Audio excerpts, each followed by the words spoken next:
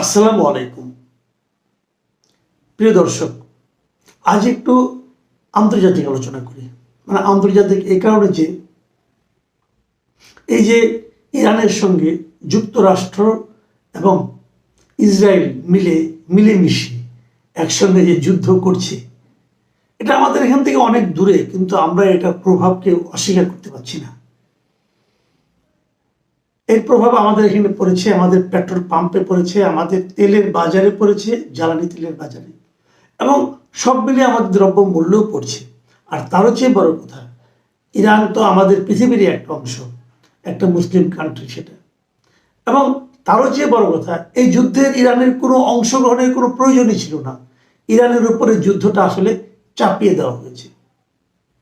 Total জিনিসটা বলা হয়ে থাকে, এটা আমরা বলছি না, আমি আপনি বলছি তা নয়, কিন্তু যুক্তরাষ্ট্রের একাধিক বিশিষ্ট ব্যক্তি, যেমন ধরা যাক যুক্তরাষ্ট্রের শীর্ষ সন্ত্রাস বিরোধী একজন কর্মকর্তা মিস্টার জো কেন্ট, তিনি স্পষ্ট বলেছেন যে এই জিনিসটা ইরানের উপর যুদ্ধটা চাপিয়ে দেওয়া হয়েছে, এবং তার মতে এই কাজটা করেছে হলো ইসরায়েলের কিছু লোক, ইসরায়েলের কিছু প্রভাবশালী ব্যক্তি, এবং তার সঙ্গে মার্কিন লবিস্ট যারা আছে, এরা মিলে এই যুদ্ধটা আমেরিকার উপর চাপিয়ে দিয়েছে। এবং ট্রাম্প উনি বুঝতেই পারেননি যে উনি একটা ফাঁদে পা দিয়েছেন। এটা কিন্তু অনেকেই বলতো, যেমন এইবার ট্রাম্প যখন ইলেকশন করে, ইলেকশনের আগে অনেকেই বলতো যে ট্রাম্প আগের বার যখন এসেছিলেন তখন উনি কোনো যুদ্ধে জড়াননি, এবং যুদ্ধ বিরোধী একটা ইমেজ নিয়ে কিন্তু ট্রাম্প এবার নির্বাচন করেছিলেন। এবং ওনার যে স্লোগানটা ছিল যে মেক আমেরিকা গ্রেট অ্যাগেইন, এর অর্থ হলো যে আমেরিকা কেবল আমেরিকাকেই প্রাধান্য দেবে, বাইরের কোনো দেশকে তারা প্রাধান্য দেবে না। বাইরে এখানে সেখানে প্রতিটা যুদ্ধ কিন্তু খুব ব্যয়বহুল ব্যাপার, বাইরে যাবে, যুদ্ধ করবে, অনেক অর্থ অপচয় হবে, এই ঝামেলায় ট্রাম্প যাবে না। ট্রাম্প আমেরিকাকে নিয়ে ভাববে। কিন্তু এবার দেখা গেল দায়িত্বে আসার পরেই উনি সেই যুদ্ধেই কিন্তু আসলে জড়িয়ে ফেললেন। এবং তারও চেয়ে বড় কথা, ট্রাম্পের এই যে মেক আমেরিকা গ্রেট অ্যাগেইন, এই যে স্লোগানটা ছিল, যে ক্যাম্পেইনটা ছিল, এই ক্যাম্পেইনের মূল যে দুজন ব্যক্তি ছিলেন, একজনের নাম হলো টাকার কার্লসন এবং একজন টেইলর গ্রিন। এই দুজন কিন্তু এই স্লোগানটার পেছনে মূল ভূমিকা পালন করেছিলেন। এই দুজন লোকই এখন এই ট্রাম্প যে যুদ্ধ করছে তার বিরোধিতা করতেছেন। এই দুজনই বলেছেন, এবং ওনারা এটাও বলেছেন স্পষ্ট করে, ট্রাম্প সম্পর্কে একটা মন্তব্য করেছেন, খুবই এই মন্তব্য একটু আপত্তিকরী মনে হবে আপনাদের কাছে। তারা বলেছেন যে ট্রাম্প আসলে পাগল হয়ে গেছে, এই যুদ্ধে আমেরিকার কোনো ফায়দা নেই। এবং ঘটনা কিন্তু তাই, এই যুদ্ধে আমেরিকার কোনো ফায়দা নেই। ভেনেজুয়েলার প্রেসিডেন্টকে উঠিয়ে নেওয়া, অথবা ইরাককে আক্রমণ করা, এই যে দেশগুলো আক্রমণ করা, রাতারাতি একদিন, 2 দিন, 3 দিনের মধ্যে কিন্তু দেশ শেষ হয়ে গেল। কিন্তু এরকম ফায়দা 1000 মাইল দূরে থাকে ইরানের কাছ থেকে আমেরিকা আদায় করতে পারবে না। কারণ ইরানের যে ভৌগোলিক যে অবস্থান, এখানে উপনিবেশ কায়েম করা ইরানের উপর খুব কঠিন। একটা দেশের উপর যে উপনিবেশ কায়েম করা, অন্য একটা দেশ এসে তাকে শাসন করা, করায়ত্ত করে রাখা, করদ রাজ্যে পরিণত করা, এর জন্য কিছু কিন্তু উপাদান লাগে, কিন্তু সেই উপাদানগুলি একটাও ইরানের সঙ্গে নাই। এবং ইরানের ইতিহাসে এখন পর্যন্ত অনেক লোক তৈমুর লঙ্ঘন, অনেকে ইরান দখল করার জয় করেছে, কিন্তু কেউ কিন্তু দখল করে থাকতে পারেনি। ইরানে একদিকে পাহাড় পর্বত শৃঙ্গ আছে অনেকগুলো, একদিকে পর্বতমালা। আরেকটা জিনিস হলো কালচার। ইরানের কালচার কিন্তু খুবই পার্সিয়ান কালচার, এটা কিন্তু খুবই রিচ। কালচারালি যে দেশ খুব সমৃদ্ধ হয় তাকে পদানত করে রাখা কিন্তু খুব কঠিন। এবং এখান থেকে আমেরিকা তাহলে কি গেইন করবে? কিছু গেইন করার নাই আমেরিকা। তাহলে আমেরিকা এটা করছে কেন? অনেকে বলছে যে ইসরায়েলের পাকে পরে কাজটা করছে। আপনারা জানেন ট্রাম্পের মেয়ের জামাই কিন্তু কুশনার, সে কিন্তু ইহুদি, এবং তারও এখানে একটা বড় প্রভাব আছে এখানে যুক্ত হওয়ার ক্ষেত্রে। ট্রাম্পের এখন বড় ঝামেলা যেটা, পুরো ইউরোপ এখন বড় ঝামেলা যেটা পড়েছে ট্রাম্প সহ, এটা হলো গিয়ে তেলের দাম। প্রত্যেকটা দেশে কিন্তু তেলের ক্রাইসিস শুরু হয়ে গেছে, তেলের দাম বাড়তে শুরু করেছে।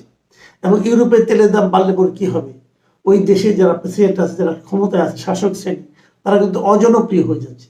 এবং এই তেলের দাম বৃদ্ধির পিছনে মূল কারণটা হচ্ছে হরমুজ প্রণালী। আপনারা জানেন যে হরমুজ প্রণালী ছোট্ট একটা প্রণালীর মতো আছে, ছোট্ট একটা প্রায় 32 কিলোমিটার পাশের একটা ছোট্ট জায়গা আছে। ওই জায়গা দিয়ে তেলের যত পরিবহন হয় পৃথিবীতে তার 20% পরিবহন ওইটা জানতে হয়, এবং ওইটা হলো ইরানের একদম সঙ্গী। ইরান ওটা আটকে দিয়েছে, বলছে এখান থেকে আমরা কাউকে তেল নিয়ে যেতে দেবো না, এবং এর প্রভাব কিন্তু সব জায়গায় পড়ছে।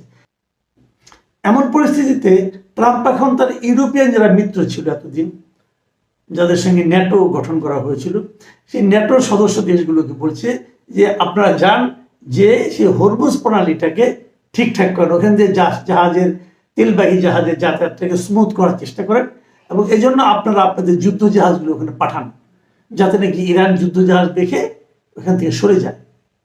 তার মানে এই যুদ্ধে ট্রাম্প ইউরোপের দেশগুলোকেও তার সঙ্গে একীভূত করতে যাচ্ছে। এখন ইউরোপের দেশগুলো বলছে ভাই এই যুদ্ধ তো আমরা শুরু করিনি, আর এই যুদ্ধ শুরু করার সময় আপনি তো আমাদেরকে বলেননি, আমাদের সঙ্গে আলোচনাও করেননি, আপনি নিজ দায়িত্বে যুদ্ধ শুরু করেছেন ইসরায়েলকে নিয়ে, তো এই ঝামেলায় আমরা কেন ঢুকবো? এই জন্য তো ট্রাম্প কিন্তু এড়াতে পারছে না। ট্রাম্প এখন বলছে যে তাহলে কিন্তু ন্যাটো দুর্বল হয়ে যাবে, হ্যান হবে ত্যান হবে, বলতেছে আপনার ন্যাটো সদস্য আপনাদের করতে হবে। কিন্তু সমস্যা হচ্ছে এই ইউরোপেরই বেশ কয়েকজন রাষ্ট্রনায়ক প্রতিরক্ষা মন্ত্রী বলেছেন যে ন্যাটো তো তৈরি করা হয়েছে আত্মরক্ষার জন্য, যদি আমাদের কোনো দেশকে কেউ আক্রমণ করে তাহলে আমরা সবাই মিলে সে আক্রমণ প্রতিরোধ করব, কিন্তু অন্য একটা দেশকে যখন আমরা আক্রমণ করতে যাব তখন তো ন্যাটোর কোনো ভূমিকা নেই, কারণ আপনি তো ন্যাটোভুক্ত দেশগুলোর সঙ্গে কথা বলে তারপর আক্রমণ করেননি, আপনি আপনার মতো করে আক্রমণ করছেন। এখন আপনি সামলান, কথা কিন্তু সিম্পল। আপনি ওনাদের কথাগুলি শুনলে পরে আপনারা কিন্তু ব্যাপারটা বুঝতে পারবেন। যেমন ধরেন যুক্তরাষ্ট্রের যে প্রধানমন্ত্রী আছেন কিয়ার স্টারমার, উনি কি বলেছেন? উনি গত সোমবার দিন একটা সংবাদ সম্মেলন করেছেন, এবং সেখানে উনি বলেছেন যে তার দেশ ইরানের সঙ্গে বিস্তৃত এই যুদ্ধে জড়াবে না, এবং তিনি স্পষ্ট করে বলেছেন আমি পরিষ্কার করে বলতে চাই এটি ন্যাটোর কোনো অভিযান নয়, আর কখনো সেভাবে ভাবাও হয়নি। তার মানে যুক্তরাজ্য মানে ইউকে, ব্রিটেনকে, ইংল্যান্ডকে আর কি যুক্তরাষ্ট্র তার সঙ্গে পাচ্ছে না। জার্মানির প্রতিরক্ষামন্ত্রী কি বলেছেন?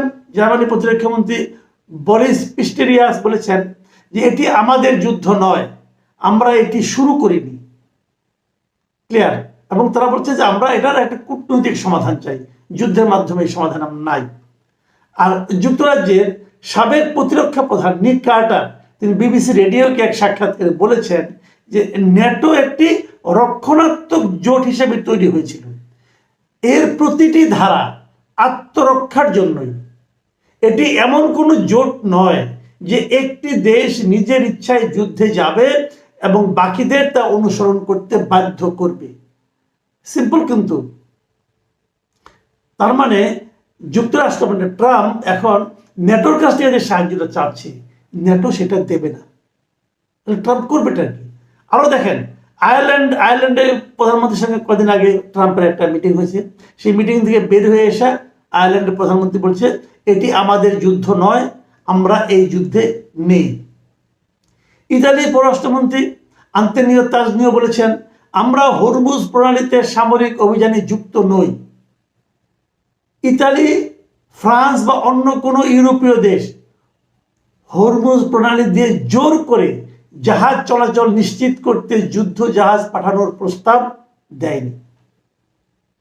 পোল্যান্ড কি বলেছে? পোল্যান্ডের পররাষ্ট্রমন্ত্রী রডোস্লাভ সিকোরস্কি বলেছেন যে তার দেশের নেতারা ইরানের বিরুদ্ধে যুদ্ধে বাহিনী পাঠানোর বিষয়টি নাকচ করে দিয়েছেন। আর হরমুজ প্রণালী নিয়ে তিনি বলেছেন যে সরকারের ভিতরে এই বিষয়ে এখনো কোনো আলোচনা হয়নি। তাহলে দাঁড়ালোটা কি? দাঁড়ালো হলো এই ট্রাম্প বলেছিল না যে মেক আমেরিকা গ্রেট অ্যাগেইন, উনি মেক আমেরিকা গ্রেট না করে আমেরিকাকে উনি অ্যালোন করে দিয়েছেন। He made America alone, America এখন একা হয়ে গেছে। তারপরে আমি বলি, তারপরেও আমেরিকার যে শক্তিবক্তা তার সঙ্গে ইসরায়েলের যে শক্তি সব মিলিয়ে হয়তো তারা এই যুদ্ধে জিততেও পারে, তাদের অনেক দিন শক্তি। ইরান কতদিন তাদেরকে প্রতিরোধ করবে এটা বলা বড় কঠিন। কিন্তু ইসরায়েলের ভেতরেও কিন্তু এটা নিয়ে নানা ধরনের আলোচনা চলছে। জনগণ ইসরায়েলের মধ্যে বিক্ষুব্ধ হয়ে উঠেছে, কারণ ইরানের যে মানে যে সমস্ত সেলগুলো যেগুলো যে সমস্ত আক্রমণগুলি ইসরায়েলের উপর চলছে, ইসরায়েলও কিন্তু অনেকটা ধ্বংসস্তূপে পরিণত হচ্ছে অনেকগুলি নগরে ইসরায়েলের। কাজে ইসরায়েলের সাধারণ মানুষ এই যুদ্ধকে চাচ্ছে না। এবং একটা বেসিক প্রশ্ন, আপনারা একটু যারা পড়াশোনা করছেন এবং জানেন, বিভিন্ন পত্রপত্রিকা দেখেন, একটু খোঁজ নিয়ে দেখেন, একটা প্রশ্ন মাথায় নেন যে যুদ্ধটা কেন অবধারিত ছিল? কেউ বলতে পারবেন না। ইরান এমন কি করেছিল যে কারণে ইরানকে আক্রমণ করতে হবে? কেউ বলতে পারবে না। ইরান কারোর জন্য হুমকি ছিল? সেটাও বলতে পারবে না। এই যে আপনি আমেরিকার লোকজনকে দেখলেন তো, আমেরিকান যে প্রতিরক্ষা বিষয়ক যে সন্ত্রাসবাদী যে ভদ্রলোক, উনি তো নিজেই বলেছেন যে